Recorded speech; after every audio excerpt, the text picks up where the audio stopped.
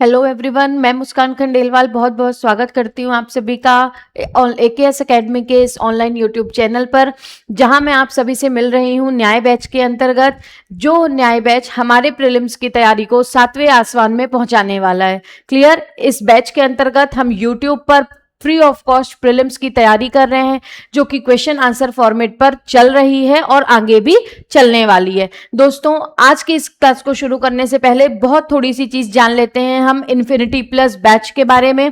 दोस्तों, AKS academy का ये बैच है, जिस बैच में आपको कंप्लीट मेंस की तैयारी कराई जा रही है। रिकॉर्डेड थ्योरी लेक्चर्स और क्वेश्चन आंसर फॉर्मेट पर आपको लाइव मेंस की तैयारी और आंसर राइटिंग सिखाई जा रही है। क्लियर। आज तक जो इतिहास में नहीं हुआ वो इस इन्फिनिटी प्लस बैच के माध्यम से एकेएस एकेडमी के ऐप पर हो रहा है। आप ज्वाइन करें, आप देखें, आपको सारी चीजें पता चल जाएंगी। आप देखेंगे यहां पर आपको प्रीलिम्स का कंटेंट मिलेगा, प्रीलिम्स के साथ साथ आपको यहां पर मेंस का कंटेंट मिलेगा।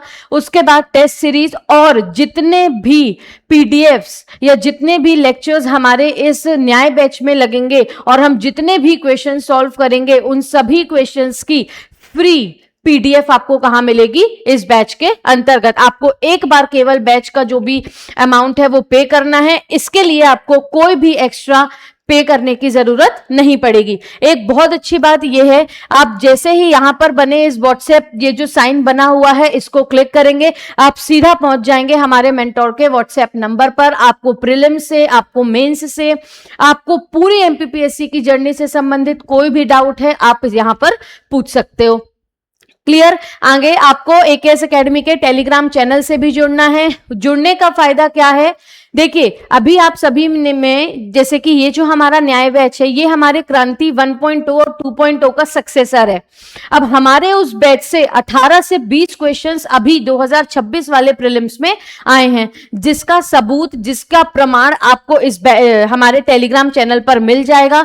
पर वो सबूत तो ठीक है, क्योंकि प्रत्यक्षता को प्रमाण की आवश्यकता नहीं है, ये मैंने पहले भी बोला था। आपको टेलीग्राम चैनल से ज्वाइन करने का या टेलीग्राम चैनल ज्वाइन कराने का मकसद है कि आप पूरी तरीके से करंट अफेयर से अपडेटेड रहें, सारी चीजें आपके सामने रहें, क्या चल रहा है देश में, दुनिया में, हमारे मध्य प्रदेश में, सभी चीजें आपको पता हो। क्लियर। तो अब हम शुरू करते हैं हमारी आज की क्लास को, जो कि हमारी मध्य प्रदेश इतिहास की तीसरी क्लास होने वाली है। आइए पढ़ते हैं। मध्य प्रदेश का इतिहास, संस्कृति एवं साहित्य देखते हैं। इतिहास चल रहा है। पहला क्वेश्चन हमारे सामने आता है और पहला क्वेश्चन क्या है? मध्य प्रदेश के कौन से जिले से कुषाण शासक कनिष्क के सिक्के प्राप्त होते हैं? कुषाण शासक कनिष्क के सिक्के हमें कहां से मिलते हैं? तो कनिष्क कौन थे? कनिष्क कुषाण डायनेस्टी के सबसे पावरफुल शासक, सबसे पावरफुल शासक, कुषाण डायनेस्टी के सबसे पावरफुल शासक। ठीक है। इन्हें द्वितीय अशोक या सेकेंड अशोक भी कहा जाता है, इन्हें सेकेंड अशोक भी कहा जाता है। इनके समय पर फोर्थ बौद्ध काउंसिल आयोजित हुई थी। ठीक है। फोर्थ बुद्धिस्ट काउंसिल इनके समय पर आयोजित हुई थी, लगभग 1st सेंचुरी एडी के आसपास, जिसमें चेयरमैन कौन था? वसुमित्र। चेयरमैन कौन था दोस्तों? वसुमित्र। ध्यान रखना है। ठीक है। चेयरमैन कौन थे? वसुमित्र। और किसके शासनकाल के समय पर? कनिष्क के। तो कुषाण शासक कनिष्क। अच्छा, ये जो हमारी कुषाण डायनेस्टी थी ये पेशावर और मथुरा वाले रीजन पर होती थी। इस डायनेस्टी के फाउंडर कुजुल कथफिसस और बिम कथफिसस थे। तो मध्य प्रदेश में कुजुल कथफिसस और बिम कथफिसस के क्वाइंस विदिशा से मिलते हैं। कुजुल कथफिसस और बिम कथफिसस के क्वाइंस विदिशा से मिलते हैं। कनिष्क के क्वाइंस मध्य प्रदेश में शहडोल जिले से प्राप्त होते हैं। कनिष्क के क्वाइंस मध्य प्रदेश में शहडोल जिले से प्राप्त होते हैं, यह भी ध्यान रखना है। और अंतिम शासक थे राजा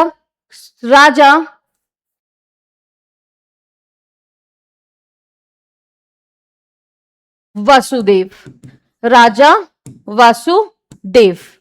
ठीक है। जिनके क्वाइंस हमें त्रिपुरी जबलपुर वाले क्षेत्र से मिलते हैं। कहां से मिलते हैं? त्रिपुरी जबलपुर वाले क्षेत्र से। तो कुषाण शासक कनिष्क के सिक्के कहां से मिलते हैं? कुषाण शासक कनिष्क के सिक्के शहडोल जिले से मिलते हैं। बिम कथफिसस और कुदल कथफिसस के क्वाइन हमें विदिशा से मिलते हैं।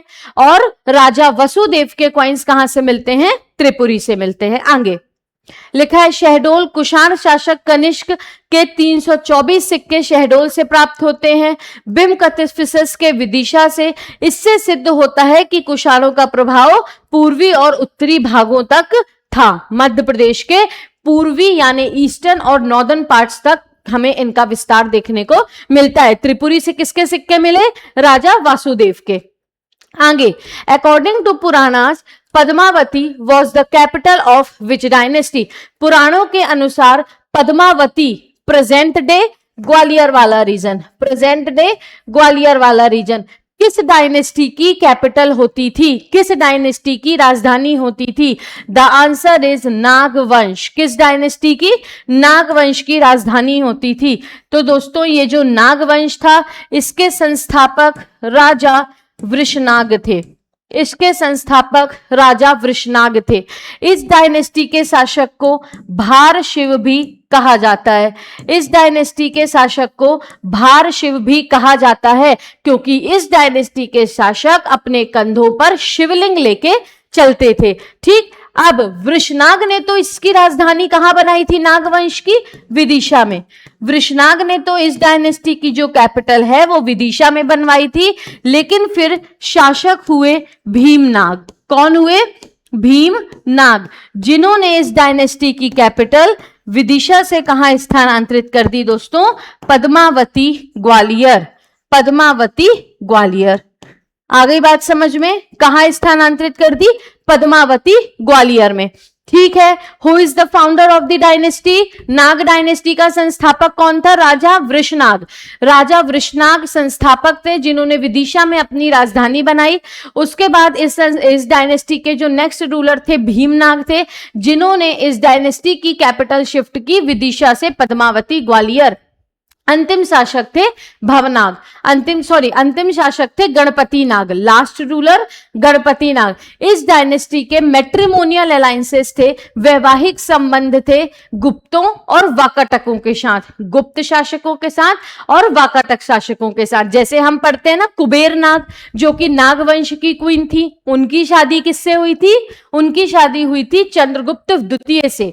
ठीक है, गुप्त शासक चंद्रगुप्त द्वितीय या चंद्रगुप्त विक्रमादित्य। अपने कल के लेक्चर में भी हमने पढ़ा था कि रेवा नागवंश के शासक वृषनाग की बेटी थी। ठीक है, नागवंश के शासक वृषनाग की बेटी थी, जिनका विवाह किससे हुआ था?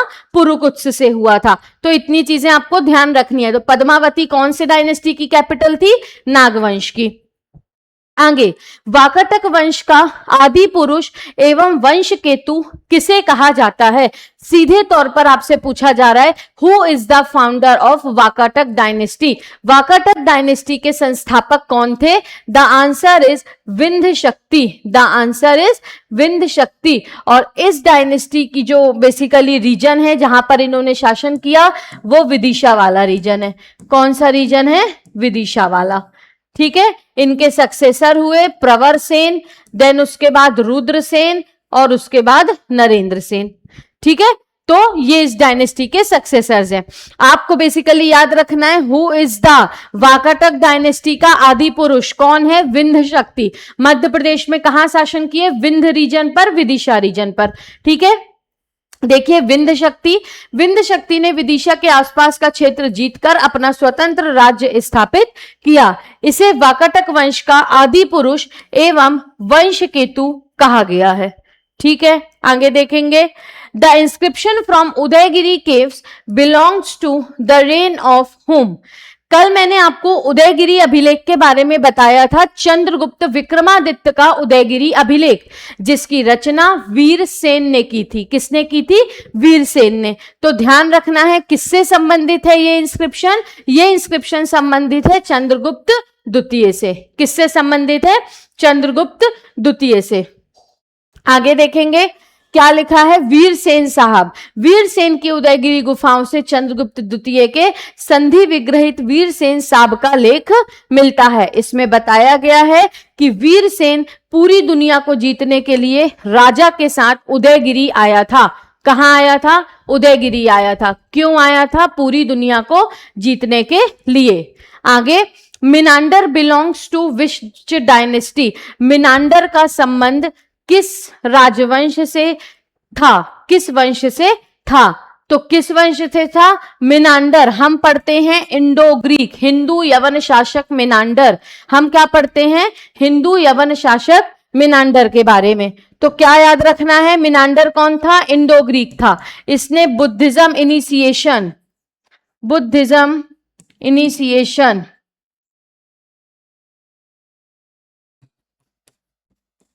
किससे लिया? इसने बुद्धिज्म इनिशिएशन गुरु नागसेन से।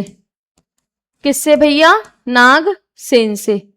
ध्यान रखना है, ठीक है।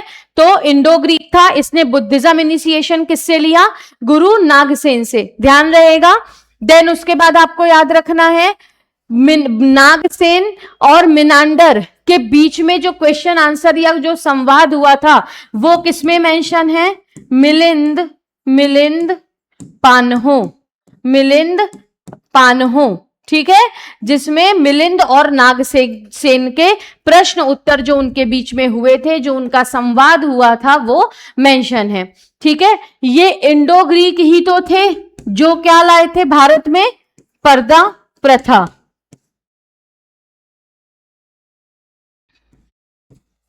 पर्दा प्रथा। फिर उसके बाद कर्टेन ट्रेंड, सॉरी ये तो हो गया ना, ठीक है, पर्दा प्रथा। फिर उसके बाद इन्होंने हेलेनिस्टिक आर्ट, गांधार कला की भी शुरुआत की थी, गांधार कला। फिर उसके बाद आपको ध्यान रखना है पहली बार गोल्ड के कॉइन्स चलाए थे, पहली बार सोने के सिक्के चलाए थे, जिसमें शासक का नाम होता था, नेम ऑफ रूलर, जिसमें क्या होता था? नेम ऑफ रूलर, यानी कि शासक का नाम।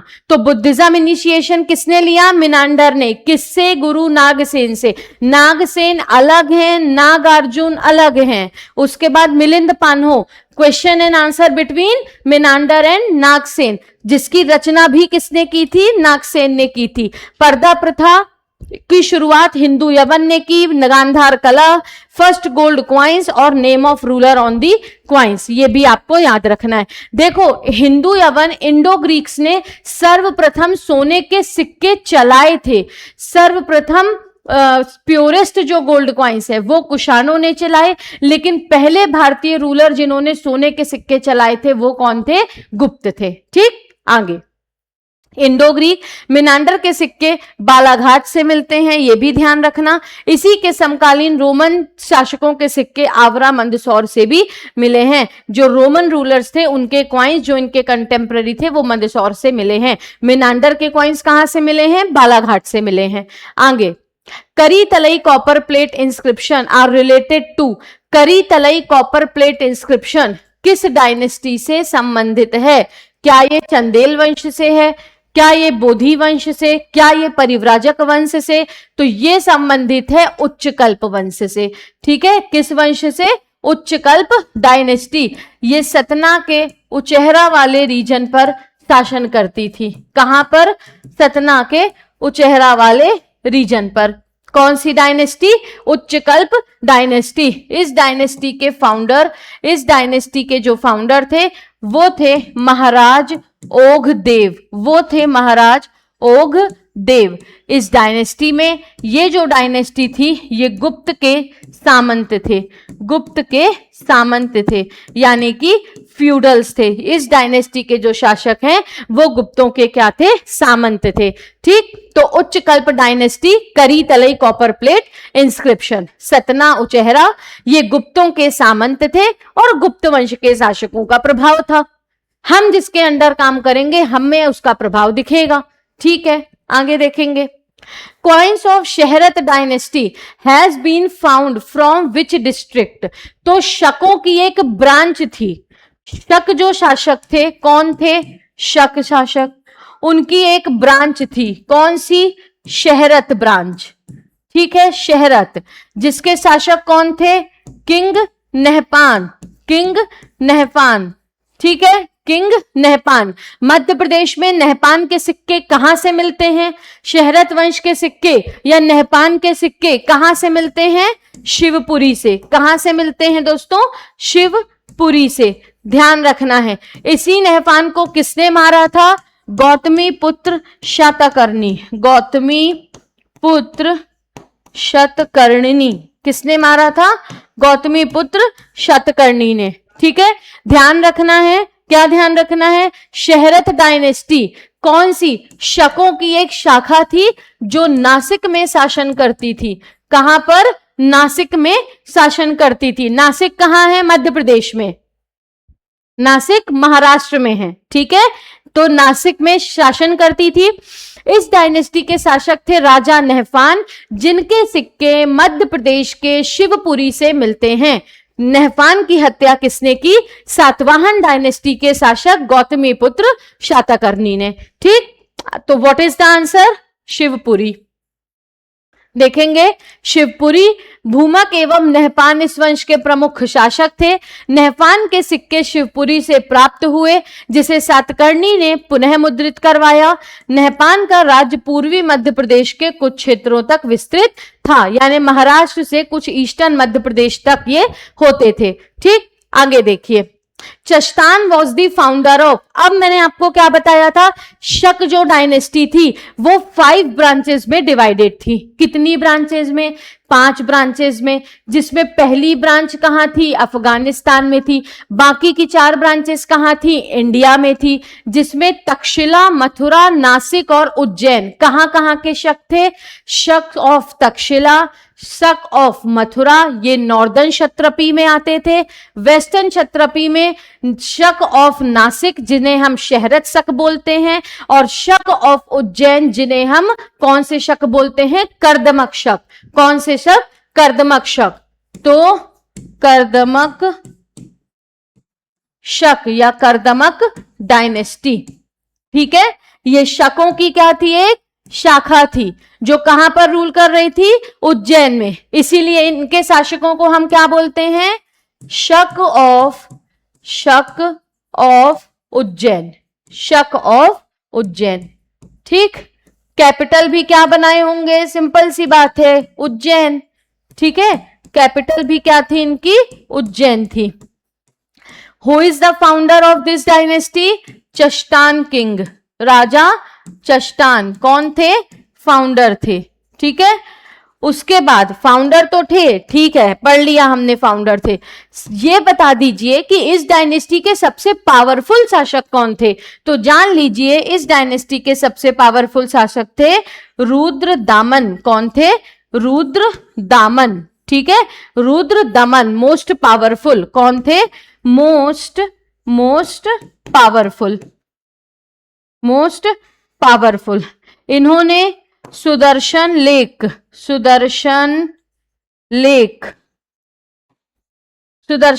को रिकंस्ट्रक्ट करवाया। साथ ही साथ जूनागढ़ अभिलेख की रचना करवाई। जूनागढ़ इंस्क्रिप्शन संस्कृत भाषा का सबसे बड़ा इंस्क्रिप्शन जो चंपू शैली में लिखा गया, यहां पर मेंशन कर देना है। संस्कृत भाषा का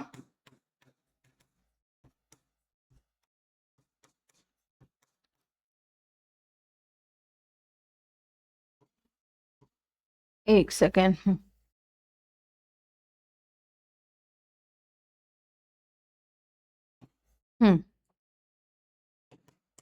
संस्कृत का सबसे बड़ा अभिलेख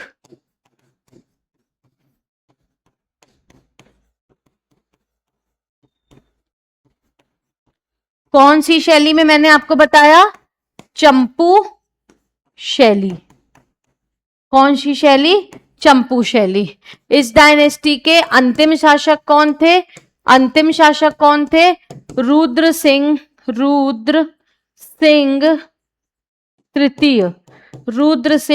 तृतीय, जिन्हें किसने मार दिया था?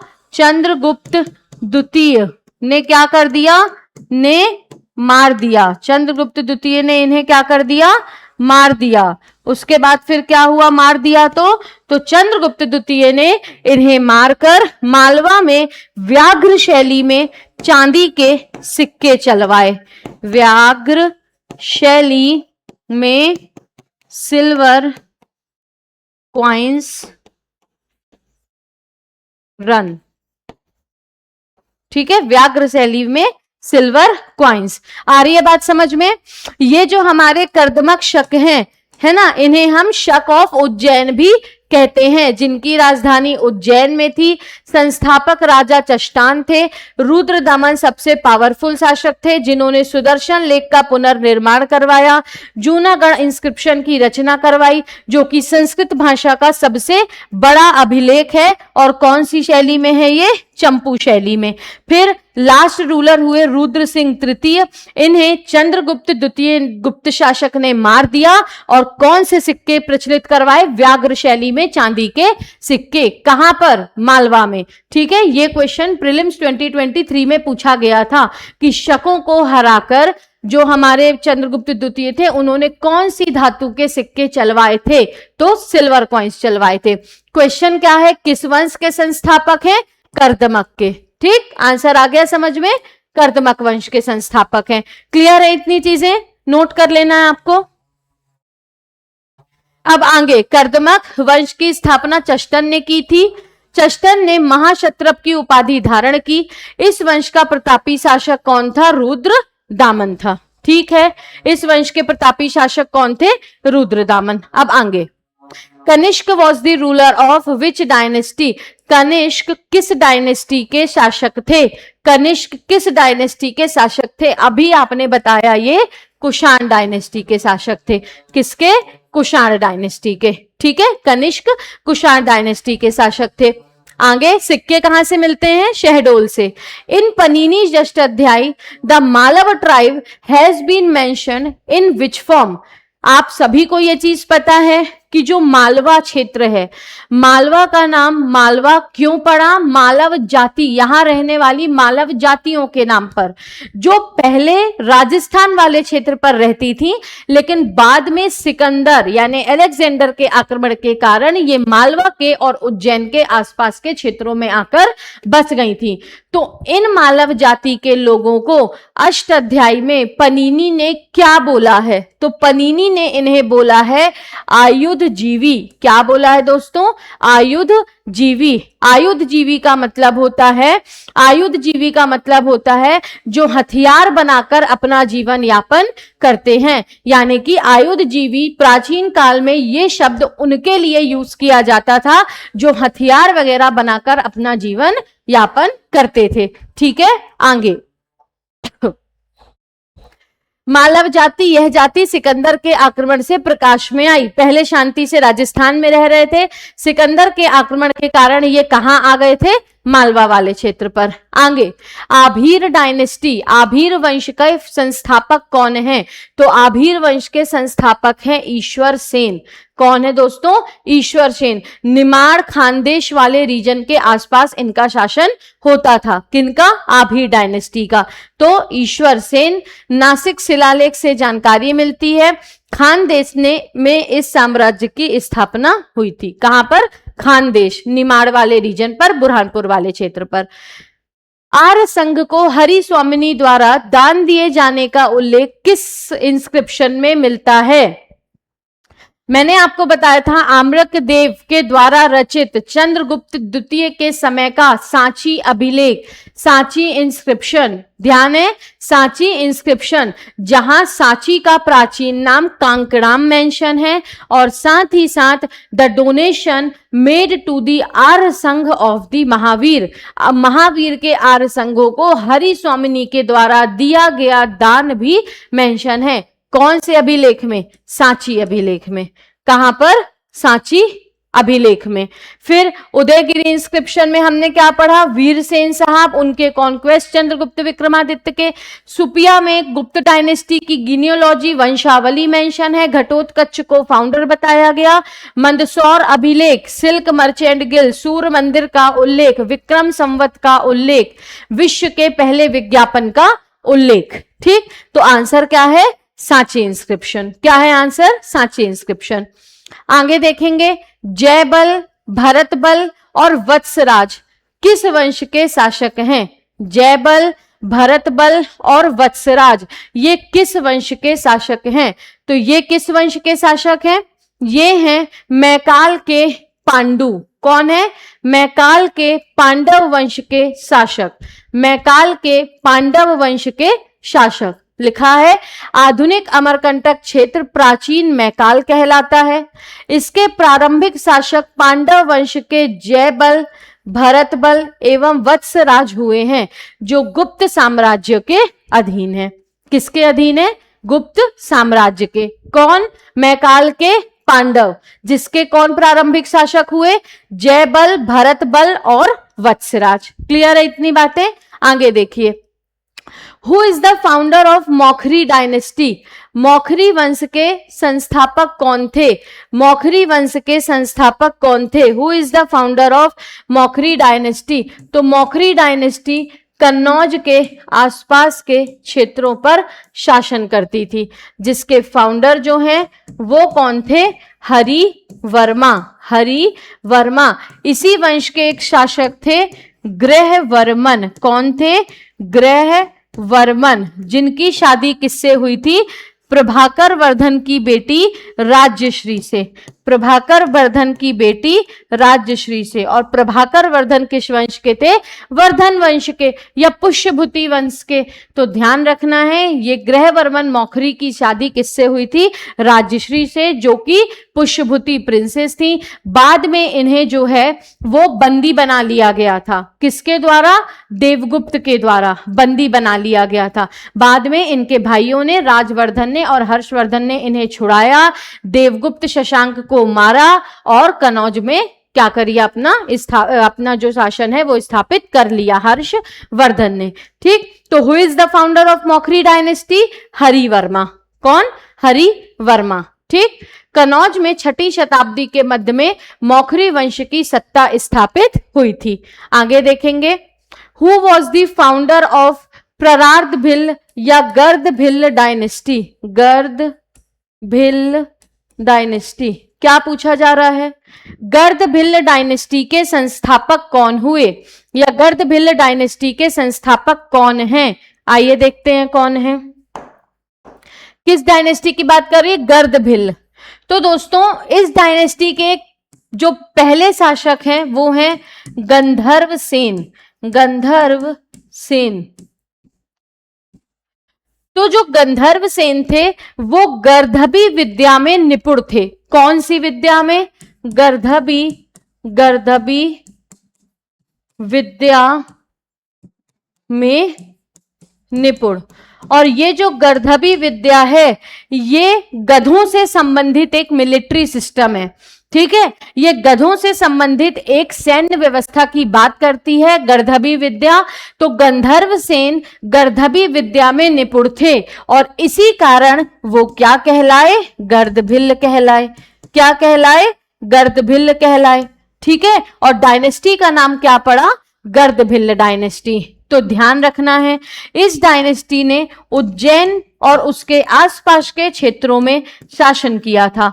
गर्दभिल्ल राजा के पहले सौतेले बड़े बेटे थे जिनका नाम था भर्तहरि। जिनका नाम था भर्तहरि। और उनके स्वयं के बेटे थे जिनका नाम था विक्रमादित्य। जिनका नाम था विक्रमादित्य। तो गर्दभिल्ल के बाद अगले शासक कौन बने? भर्तहरि बने। लेकिन शासक ये बने, लेकिन फिर हम इनका वैराग्य क्यों पढ़ते हैं? तो जो राजा गर्दभिल्ल थे इन्हें इनकी 3 रानियां थी। कौन कौन सी? 3 रानियां थी। कितनी? 3, जिसमें इन्हें सबसे प्रिय थी इनकी तीसरी रानी, रानी पिंगला, क्वीन पिंगला। ये ध्यान रखना है। तो इन्हें जब पता चला कि इनकी जो रानी थी पिंगला, जो इन्हें सर्वाधिक प्रिय थी, उन्होंने इन्हें धोखा दिया है। यानी कि क्या हुआ था, धोखा कैसे दिया? एक बार एक अमृत फल या अमर फल या अमरता देने वाला फल जिसे बोलते हैं, जिसको खाकर इंसान अमर हो जाए, तो भर्तहरि को एक ऋषि ने अमर फल दिया। अब भर्तहरि के लिए उनका सब कुछ थी उनकी रानी पिंगला, तो भर्तहरि ने कहा कि भैया हम नहीं, आप अमर हो जाओ और ये फल आप खा लो। लेकिन रानी पिंगला का उस समय टांका किससे भिड़ा हुआ था? जो हमारे बेसिकली गर्दभिल्ल डायनेस्टी के कोतवाल से। किससे? कोतवाल से। तो उन्होंने कहा कि आप हमारे प्रियतम हो, इसलिए आप इस फल को खा लो भाई, आप अमर हो जाओ। और कोतवाल के संबंध थे किससे? नर्तकी से। ठीक है, गर्दभिल्ल डायनेस्टी की किससे? नर्तकी से, यानी कि डांसर से। ठीक है, तो ये आपको ध्यान रखना है। तो उन्होंने वो फल नर्तकी को दे दिया। नर्तकी ने वापस से वो फल राजा को खुश करने के लिए राजा भर्तहरि को दे दिया। ठीक, राजा भर्तहरि को दे दिया। तो राजा भर्तहरि को क्या समझ में आया कि ये फल तो घूम फिर कर किसके पास आ गया? मेरे ही पास। तब उन्हें समझ में आया इस दुनिया के स्वार्थपन की, इस दुनिया के धोखे की, उनके जो पिंगला के द्वारा उन्हें धोखा दिया गया था उसका। उन्होंने सब कुछ त्यागा और क्या किया? अपना इंतकाम दिखाया और वैराग्य को धारण कर लिया। लेकिन आपको अपना इंतकाम कैसे दिखाना है? अधिकारी बनके। क्या बनके? अधिकारी बनके। कैसे बनेंगे? न्याय बैच में पढ़ाई करके बनेंगे। तो ध्यान रखना है कि इस वंश के अगले शासक भर्तहरि वैराग्य धारण करने के बाद उन्होंने अपना राजपाट किसे दे दिया? विक्रमादित्य को, कि मेरे प्यारे भाई अब तुम संभालो, अब सब कुछ तुम्हारे हाथ में है। तो अगले शासक कौन बन गए? विक्रमादित्य बन गए, जिनके शासनकाल को गर्दभिल्ल वंश का गोल्डन पीरियड कहा जाता है, जिनके दरबार में नवरत्न रहते थे, जो कि अलग अलग विद्याओं में निपुण थे। ठीक, तो ये था गर्दभिल्ल डायनेस्टी का थोड़ा सा इतिहास। तो फाउंडर कौन थे? गंधर्व सेन थे। यही गंधर्व सेन बाद में क्या कहलाए? गर्दभिल्ल कहलाए। ठीक, क्यों? गर्दभी विद्या में निपुण होने के कारण। आगे, whom did the poet Rajshekhar called Maharaja Dhiraj of Aryavarta? Maharaja Dhiraj of Aryavarta, कवि राजशेखर ने आर्यवर्त का महाराजा धीराज किसे कहा है? तो गुर्जर प्रतिहार शासक महीपाल को।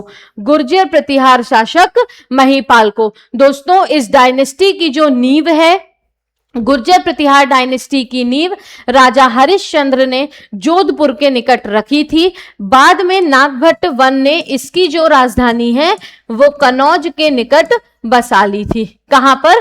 कनौज के निकट बसा ली थी। इस डायनेस्टी के एक शासक हैं जिनका नाम है मिहिर भोज।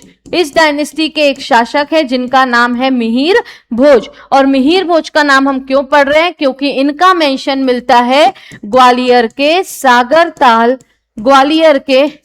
ताल अभिलेख से, जहां इन्हें आदि वराह कहा गया है। आदि वराह यानी कि भगवान विष्णु का अवतार माना गया है, क्योंकि ये विष्णु जी के उपासक थे। उसके बाद इनके समय पर आए थे अरबी यात्री, अरब ट्रेवलर सुलेमान। कौन आए थे? अरब ट्रेवलर सुलेमान इनके दरबार में आए थे, ये भी ध्यान रखना है। इनके दरबार में इनके सेनापति अल्ल रहते थे, जिन्होंने ग्वालियर के चतुर्भुज टेम्पल का निर्माण करवाया था, जहां विश्व में पहला शून्य का अंकन मिलता है। शून्य यानी जीरो का अंकन मिलता है, जीरो का अंकन मिलता है।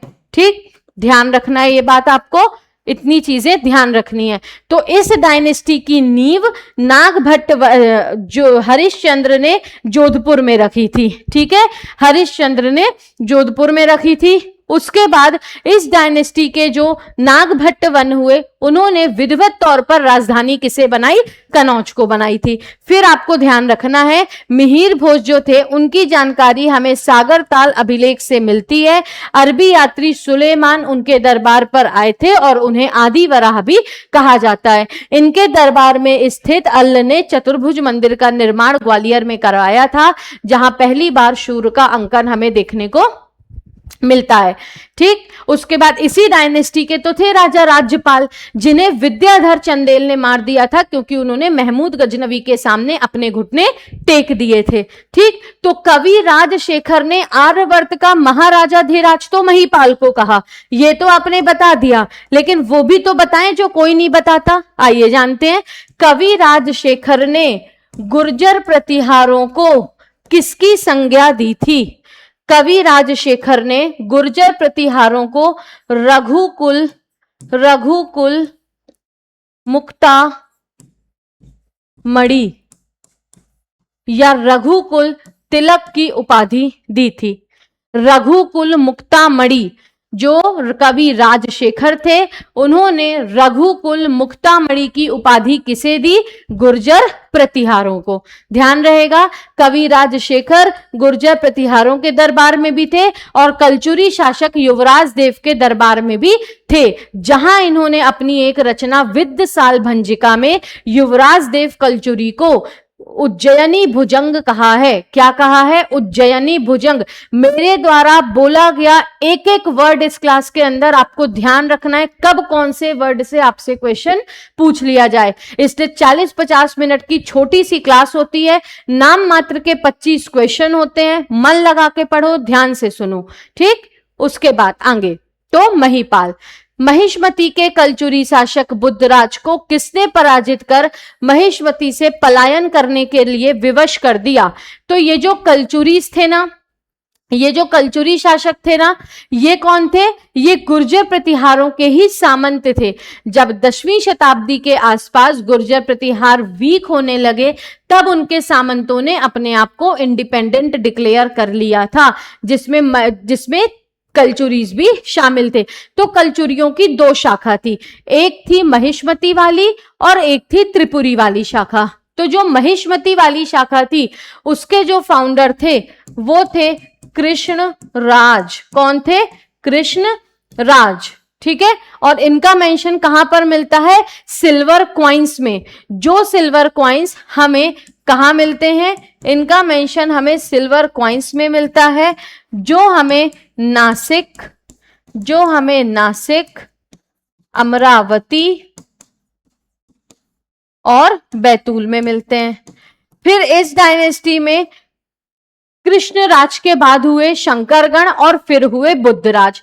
तो बुद्धराज जो थे, उन्हें चालुक्य शासक मंगलेश के द्वारा हरा दिया गया। ठीक है, तो उन्होंने चेदी वाले रीजन पर जाना चाहा, पर चेदी वाले रीजन पर पुलकेशिन द्वितीय ने और जो अन्य शासक थे, गुर्जर प्रतिहार शासकों ने इन्हें क्या कर दिया? वहां से भगा दिया, खदेड़ दिया। तो फिर ये कहां आ गए? त्रिपुरी। और कौन कहलाए? त्रिपुरी के कलचुरी, जिसके संस्थापक तो वामराज देव थे, लेकिन वास्तविक संस्थापक कोकल प्रथम थे। ठीक, तो who defeated Kalachuri ruler Buddharaja? Chalukya ruler Mangalesh. किसने हराया था? चालुक्य शासक मंगलेश ने। ठीक, आगे जिसने बदामी नरेश, देखो बुद्धराज महिष्मती के कलचुरियों का अंतिम ज्ञात शासक था, जिसने बदामी नरेश चालुक्य शासक मंगलेश ने पराजित कर महिष्मती से पलायन करने पर विवश कर दिया। चेदी भागना चाहा तो वहां पुलकेशिन II और गुर्जर प्रतिहार बैठे थे। तो कहां आ गए ये? कहां पर? त्रिपुरी में। और त्रिपुरी के कलचुरी कहाए जाने लगे। लेकिन त्रिपुरी में जो संस्थापक हैं वो वामराज देव बने, वास्तविक संस्थापक कोकल प्रथम बने। ठीक, हमने लक्ष्मीकर्ण की बात की थी कलचुरी की, वो भी कलचुरी शासक हैं, सबसे पावरफुल शासक हैं। ठीक, देखेंगे नागवंश की स्थापना किस जिले में हुई थी? नागवंश की स्थापना किस जिले में हुई थी? तो मैंने आपको बताया इस वंश की प्रारंभिक राजधानी कहां थी? विदिशा में। तो स्थापना भी विदिशा में हुई होगी। बाद में भीमनाग ने कैपिटल शिफ्ट की थी विदिशा से ग्वालियर। तो कुषाणों के बाद नागवंश के शासकों का उत्कर्ष हुआ। यहां के नागवंश की शाखाएं पद्मावती, ग्वालियर तथा मथुरा में थी। बेसनगर से नाग शासकों के तांबे के सिक्के तथा पद्मावती से नाग शासक गणपति एवं भीम के सिक्के मिले हैं। ठीक है, तो आपको ध्यान रखना है कि नागवंश का उदय या नागवंश का जो इमर्जेंस है वो कुषाणों के बाद और गुप्त शासकों के इमर्जेंस के पूर्व हुआ, एक बीच के टाइम पीरियड में। इस डायनेस्टी के संस्थापक कौन थे? वृषनाग। अंतिम शासक थे गणपति नाग। इन्हें भारशिव भी कहा गया है। आपसे कभी अगर टफ क्वेश्चंस पूछा जाएगा तो उसमें हो सकता है ये पूछ लिया जाए कि किस इंस्क्रिप्शन में या किस अभिलेख में नाग डायनेस्टी के शासकों को भारशिव कहा गया है? तो Vakataka copper plate inscription, Vakataka ताम्रपात्र अभिलेख में इन्हें भारशिव कहा गया है। ठीक, आगे देखेंगे। Who was the ruler of Malwa who defeated Hun? हूनों को हराने वाले मालवा के शासक कौन थे? आंख बंद करके राजा यशोधर्मन। हमने पढ़ा था सौंधनी इंस्क्रिप्शन, सौंधनी अभिलेख। और सौंधनी अभिलेख में हमने क्या पढ़ा था? यशोधर्मन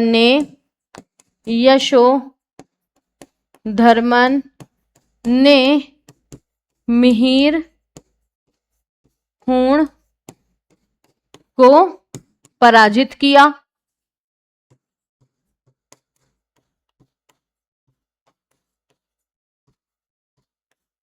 और इस इंस्क्रिप्शन के जो रचयिता वो कौन है?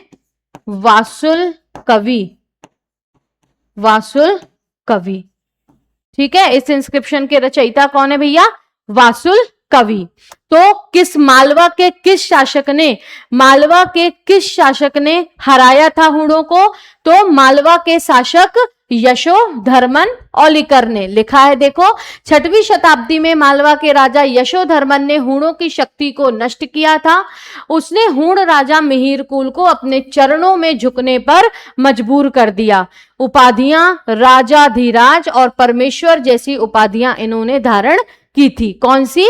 राजाधिराज और परमेश्वर। उसके बाद आगे है, during the 8th century in which region of Madhya Pradesh did the Shail dynasty ruled? Madhya Pradesh में जो शैल वंश है वो किस जगह शासन करते थे? तो वो बघेलखंड में। शैल वंश महाकौशल में। कहां पर? महाकौशल में। ठीक है, शैल वंश कहां शासन करते थे? महाकौशल में। वर्तमान क्षेत्र जबलपुर, कटनी, शिवनी, बालाघाट महाकौशल वाला रीजन है। जानकारी हमें बालाघाट ताम्रपात्र अभिलेख, राघोली ताम्रपात्र अभिलेख से मिलती है। तो शैल वंश कहां था? महाकौशल में। वहीं बघेलखंड में देखें तो कौन सा वंश था? कारुष वंश। कौन सा वंश था? कारुष वंश। मालवा में हम देखें तो कौन कौन से राजाओं ने? परमारों ने शासन किया। किसने? परमारों ने। बुंदेलखंड में किसने किया? चंदेलों ने किया। इससे पहले एल डायनेस्टी ने भी शासन किया, फिर बुंदेलों ने किया। कारुष वाले रीजन पर बघेलों ने भी शासन किया। ठीक है, तो ऐसे सब डायनेस्टीज जो हैं वो हम पढ़ते हैं। तो शेल कहां पर? महाकौशल में। ठीक, शेल महाकौशल में भी गोंड डायनेस्टी ने शासन किया, कलचुरीज ने शासन किया। ठीक, अलग अलग टाइम पीरियड पर। Which Kalachuri ruler patronised famous Sanskrit poet and playwright Rajashekhara? अभी मैंने आपको बताया कि किस कलचुरी शासक के दरबार में राजशेखर को राजाश्रय प्राप्त था? तो युवराज देव कलचुरी। ठीक है, युवराज देव कलचुरी कोकलवन के बेटे थे। किसके? कोकलवन के बेटे, जो इसके वास्तविक संस्थापक।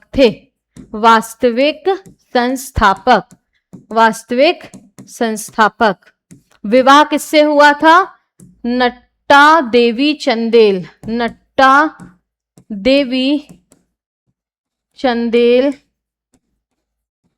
से विवाह।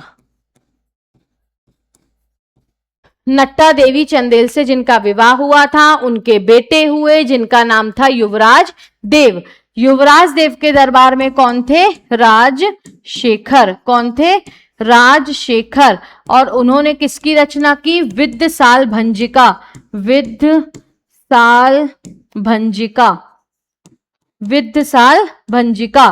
जहां जिसमें इन्हें क्या कहा गया?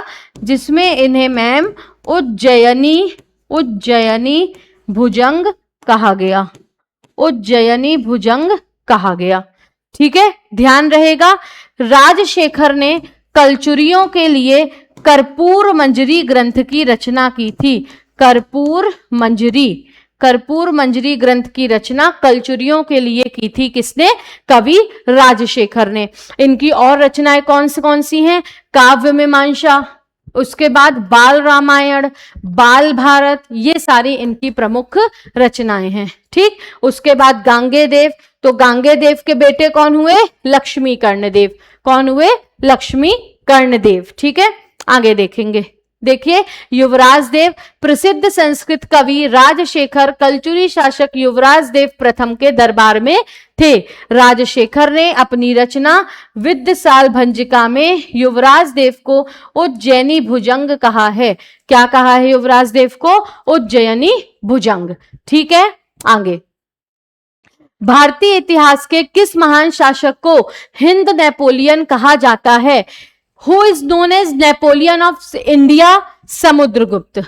Who is known as Napoleon of Central India? हमारे जो यशवंत राव होलकर हैं प्रथम, वो पढ़ेंगे जब हम मॉडर्न एमपी पढ़ेंगे, तब उनके बारे में भी हमें पढ़ना है। फिलहाल के लिए जान लीजिए कि नेपोलियन ऑफ इंडिया समुद्रगुप्त कहलाते हैं। नेपोलियन ऑफ सेंट्रल इंडिया कौन कहलाते हैं? यशवंत राव होलकर प्रथम। और नेपोलियन ऑफ हिंदू या नेपोलियन ऑफ हिंद कौन कहलाते हैं? लक्ष्मी कर्णदेव कलचुरी। कौन? लक्ष्मी कर्णदेव कलचुरी। तो ध्यान रखना है। क्यों कहलाते हैं? क्योंकि इन्होंने अपने रीजन पर कब्जा करने वाले सभी शासकों को मार गिराया था। इन्हें त्रिकलिंगाधिपति भी कहा जाता है।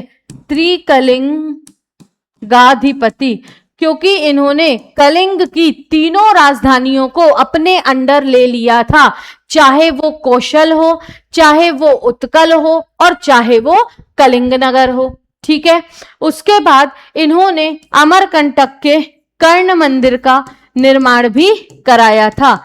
अमरकंटक के कर्ण मंदिर का निर्माण भी कराया था। जबलपुर के निकट कर्णमेरु या कर्णावती नगरी भी इन्होंने बसाई थी। ठीक है, त्रिपुरी जबलपुर के निकट कौन सी? कर्णमेरु सिटी। ऐसा माना जाता है कि राजा भोज की जो मृत्यु है वो इन्हीं की वजह से हुई थी। ठीक है, देखिए, कर्णदेव, उसने बंगाल के पाल, मालवा के परमार राजा भोज और चंदेलों के कीर्तिवर्मन चंदेल को हराया था। लक्ष्मी कर्ण को उनकी विशाल विजयों के कारण हिंदू नेपोलियन भी कहा जाता है। अमरकंटक में कर्ण मंदिर और त्रिपुरी में कर्णमेरु प्रसाद या कर्णमेरु जो बेसिकली सिटी है वो इन्होंने बसाई थी। ठीक, आगे।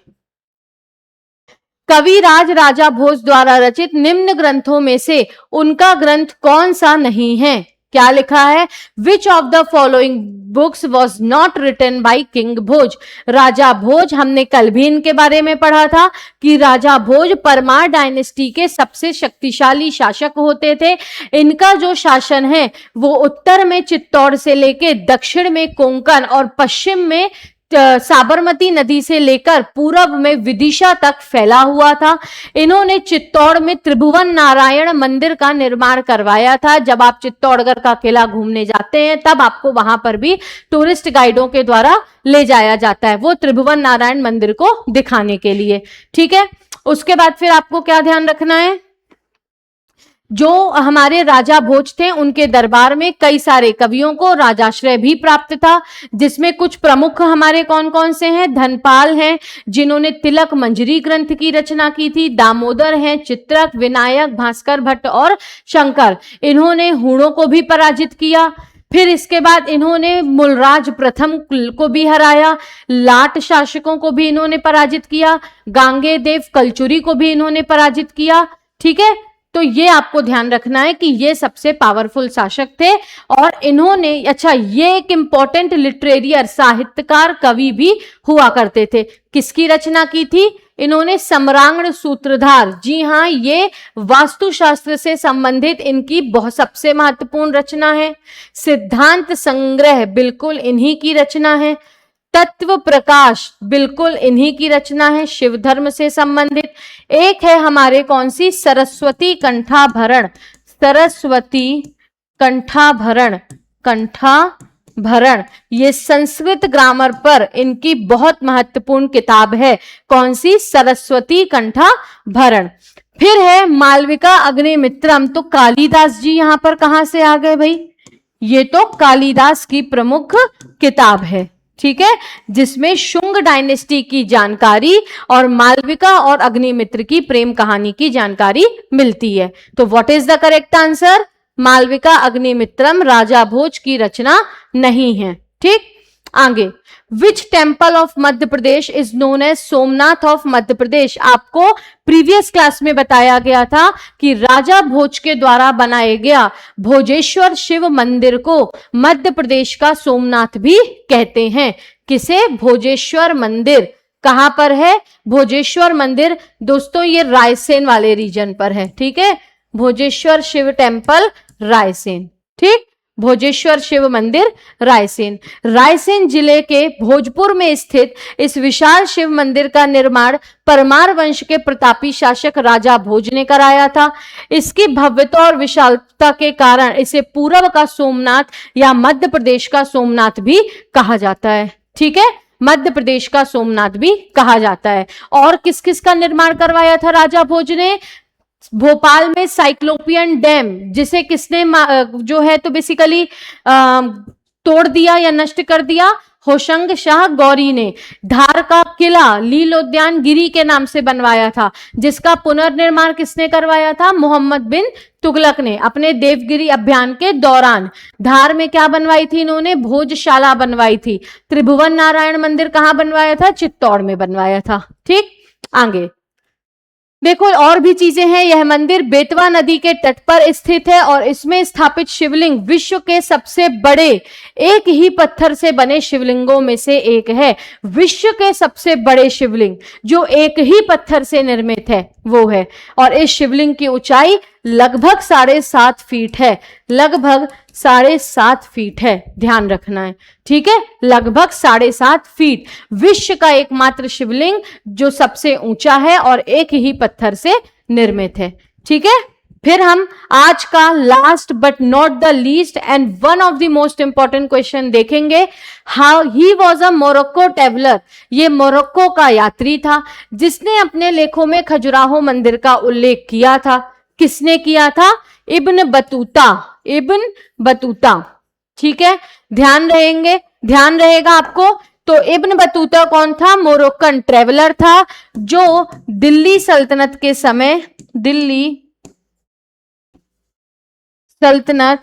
समय मोहम्मद बिन तुगलक के शासनकाल में आया था। मोहम्मद बिन तुगलक के शासनकाल में आया था। ठीक है, मोहम्मद बिन तुगलक के शासनकाल में आया था। 1333 में 1333 में इन्हें दिल्ली सल्तनत का काजी बना लिया गया था। क्या बना लिया गया था?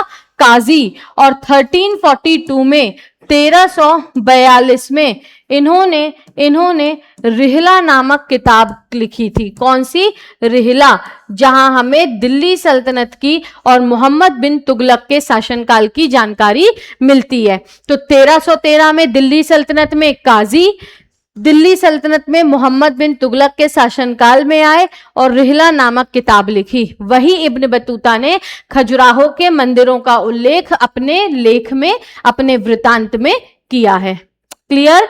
तो आई होप आज के 25 क्वेश्चंस, देखो लिखा भी है, इब्न बतूता एक मोरक्को यात्री था जो मोहम्मद बिन तुगलक के समय भारत में आया था और रिहला पुस्तक में इसने खजुराहो का वर्णन किया है। मध्यकाल का सबसे प्रसिद्ध यात्री और उसने लगभग 750 मील से अधिक यात्रा की है। ठीक है, तो अब कितने? 7,500 तो कितनी यात्रा की है हमें इंपॉर्टेंट नहीं है, हमको उसकी किताब, हमें किसके समय पर आए और कहां का उल्लेख किया इससे मतलब है। ठीक है, तो आई होप आज के ये सभी 25 मोस्ट इंपॉर्टेंट क्वेश्चंस आपको समझ में आए होंगे, आपको क्लियर हो गए होंगे। अब हम जब अगले लेक्चर में मिलेंगे तो हम आगे के 25 क्वेश्चंस को डिस्कस करेंगे। आपको इसी तरीके से निरंतर पढ़ाई करनी है, एक ब्लैंक कॉपी बनाना है जिसमें आपको सारे एक्स्ट्रा फैक्ट्स जो मैं बताती हूं वो लिखना है। ठीक है, और वो एक्स्ट्रा फैक्ट्स आपको एग्जाम में रिवाइज करके जाना है, अपनी डे टू डे रूटीन में उसको रिवाइज करना है। डेली रिवाइज करेंगे तो वो चीजें आसान होंगी। एक बार में सोचें आप 50 पेज याद हो जाएं तो वो प्रैक्टिकली संभव नहीं है। पहली बार में तो लगेगा कि याद हो गया, लेकिन वो वास्तव में हमें भूल जाएगा जब हम 5 या 6 दिन बाद उसको वापस उठाएंगे। तो आई होप आप सभी को ये बैच, ये न्याय बैच और हमारी क्लास पसंद आ रही होगी। मिलेंगे हम अगले लेक्चर में, जहां हम अपनी प्रीलिम्स की तैयारी को और ज्यादा इंप्रूव करेंगे और ज्यादा बेहतर बनाएंगे और भी महत्वपूर्ण प्रश्नों के साथ। आज के लिए आप सभी का बहुत बहुत धन्यवाद।